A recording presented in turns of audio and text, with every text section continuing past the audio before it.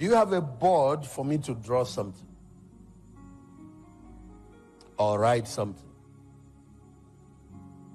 Can I borrow 3 men? The first guy, let me use you. The man on white, yes. The first guy, white. Come on that side.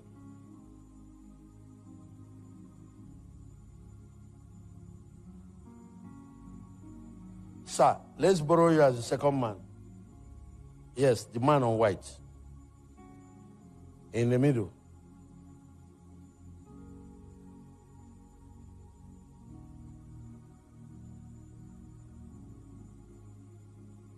Yeah. Let's borrow you on black. Yes. You'll be the last. You are the fallen Adam. You are the guy that messed up. So all of you are going to be acting a role. This Oga is God.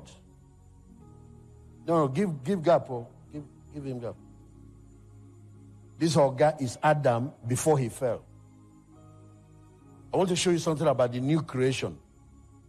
How you are now. How you were before you gave your life to Christ. Now here is God.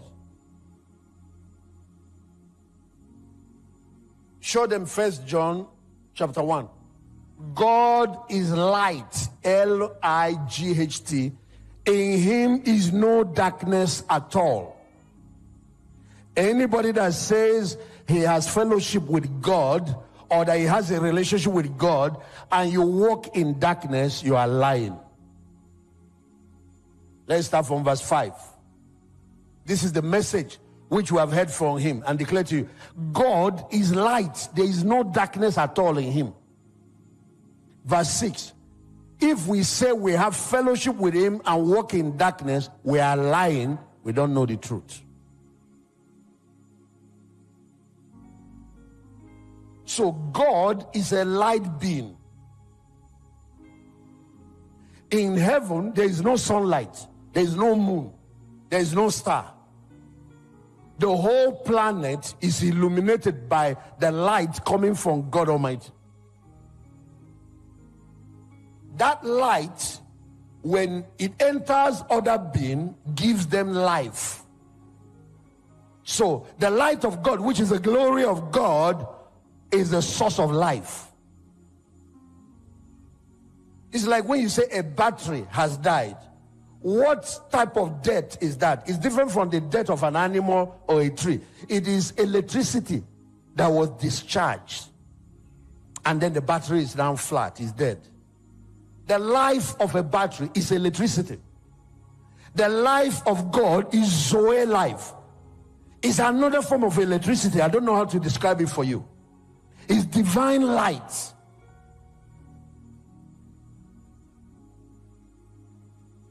And that light, actually, you can see, it illuminates, is light. So, that light gives life, and that life first manifests in form of love. Because the nature of God is love.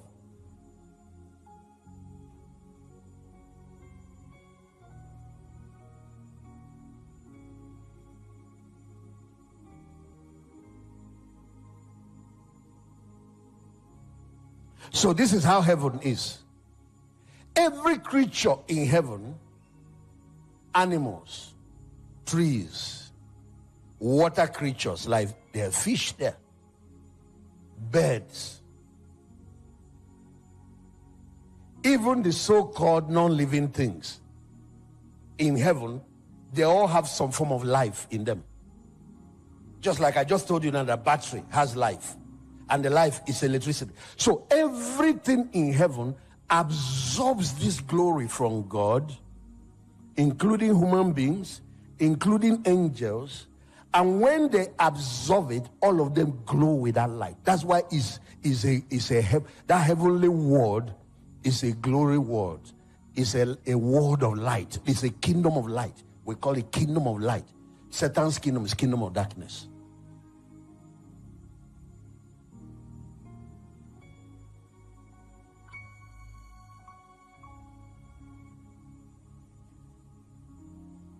When things in heaven absorb this glory or this divine life, they also breathe it out. Because this is how you know that there is life. You take in, you give out. Every one of you that is listening to me now, if you only absorb, you don't give out, death has happened. You drink water, you give back water to the earth. You eat food, you give back manure to the earth.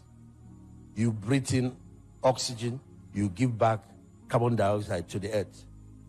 And it is that process of giving and receiving that sustains life. So I want you to see how the spiritual world works. We all absorb the glory of God and it gives us life. Then we all give back to God, the source of everything, worship in exchange for what we absorb. So everything in heaven worship. The first time I was shown that world, one thing blew my mind. Worship was coming. I have not reached the throne room. I crossed the gate, entered the street. Worship was coming out from everywhere. So my mind was blown because I just came from the earth. And I was asking myself, where are the speakers? The music in this world is something else. There's nothing here to be compared to it. But I wanted to know, where are the speakers that are bringing out this sound? And the angel that was conducting me, I think he was even amused. I was turning around looking for speakers. And the way they communicate there is thought to thought. Not that you can't speak. You can if you want. You only, no wonder Jesus said, we need earthly things to explain to you heavenly things. He said, we are trying to explain heavenly things to you. You didn't understand. He was trying to explain new birth to Nicodemus. You have to be born again. The man said, do I have to go back into my mother's womb? The man said, Jesus said, how do we explain heavenly things to you?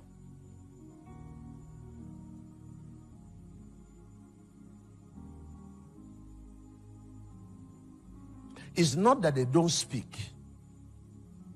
The 90 to 99% of communication is done through, I don't know whether I should use telepathy or what. Your thoughts are loud. You think, the other person hears it, he thinks back, and you hear, and that's how you know. So when an angel is taking you around, as he's thinking, you are picking. As you are thinking, he's speaking, and that's how you people are communicating. There are a few times God uses his voice.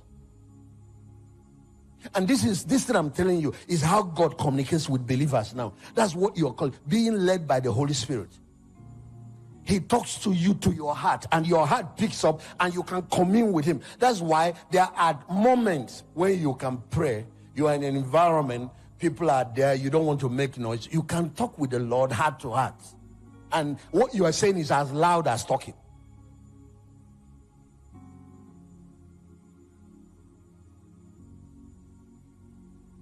So I'm sure he was amused at. It was then I was made to understand what was going on. All those trees, the leaves, are all breathing. The same way your heart beats. You see this? That's how you know that you are alive. That's why when they want to check your pulse, they check. And they see that beat, heartbeat. That's how they know you are alive. In the spirit, that heartbeat is you breathe in the glory. You breathe in this divine life. But what you breathe out is worship. And we all need to know it, because this is also when a church dies. If we stop worshiping, oxygen has stopped flowing spiritually, and we are going to end up dead. You see what I'm doing to you now is food spiritually. But what I just showed you is breath. Sometimes when I want to use 3 different dynamics, I will say prayer is breathing, worship is drinking water, then the message is the food. I can also put it the other way. Worship is breathing, prayer is water, and then the word is food.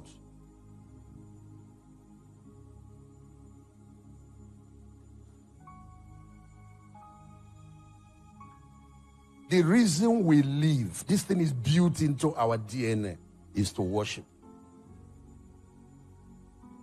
Because in worshiping, we get the element that we need to stay alive. And that element is the glory of God. When worship goes up, what comes down is the glory. That's how heaven operates. That's why worship in heaven is 24 hours. It doesn't mean that they don't do business, they don't do any other thing. No, it's the same way breathing to you is 24 hours. Has any of you experienced being filled with the Holy Spirit? This is one of the ways you know that you are full. Oh. So when it drops, you need to top up your oil in your engine. And you notice that worship is going on inside you, even when you are not singing with your mouth. You might be driving your car, it's going on inside you. How many of you have experienced it? Have you noticed also there are sometimes, even when you go to sleep in the night, the thing is still going on inside you. Sometimes you wake up for your sleep, the thing is still going on. How many of you can tell? That is how life in heaven is.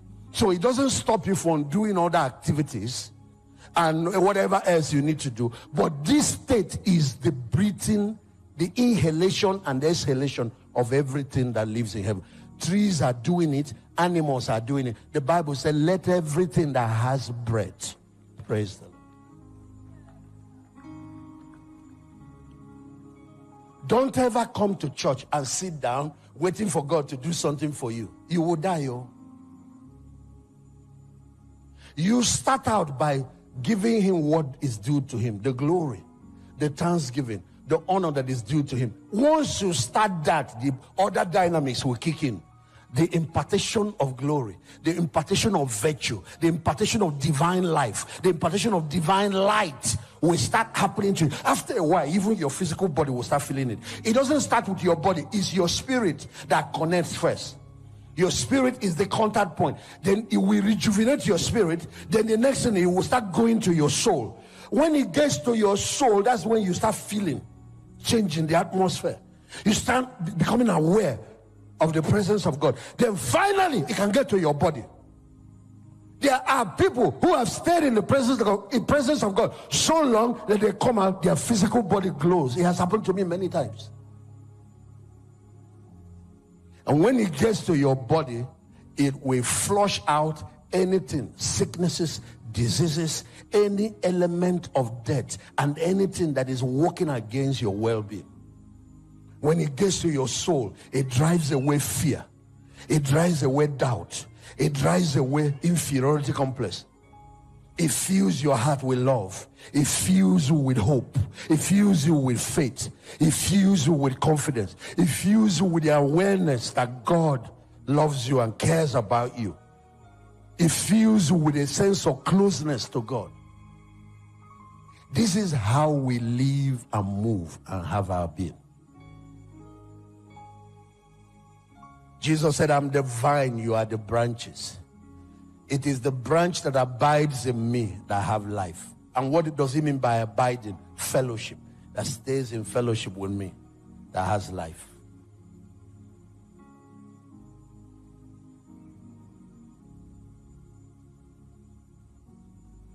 Showed in John chapter 1, he said, in him was life, and that life is the light of men. You see, light and life go together. The light of God's glory is what gives us life. But that life also emanates light. We take in light and we give out light. We take in light, the light gives us life. But guess what we give out again? Light. You remember that Jesus said you are the light of the world. How are you able today? You have to suck in light from him, which makes you alive in him. Then you start reflecting that light to the world around you. If I stop fellowshipping with him, if I stop listening to him, to his words, if I stop worshiping him, if I stop praying, I deplete the life in me until it wears out like a battery.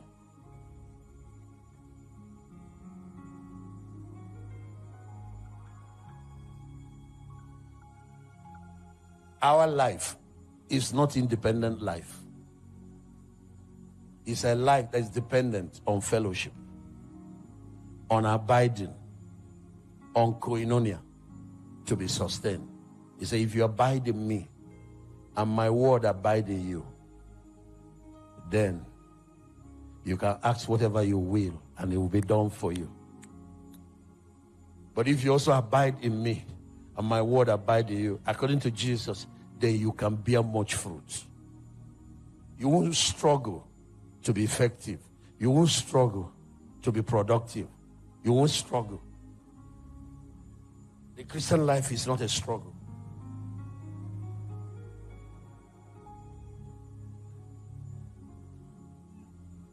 Now, ladies and gentlemen, Brother Mark, the whole heaven is energized by the life that comes from God. Now, I want you to take note of what I'm about to say now. Another black, come on, sir. The first fall, the first disconnection from the life of God happened in heaven.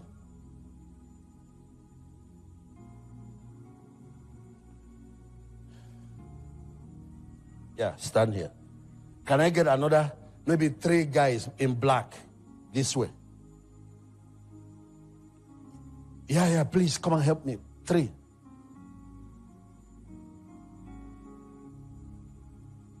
This way.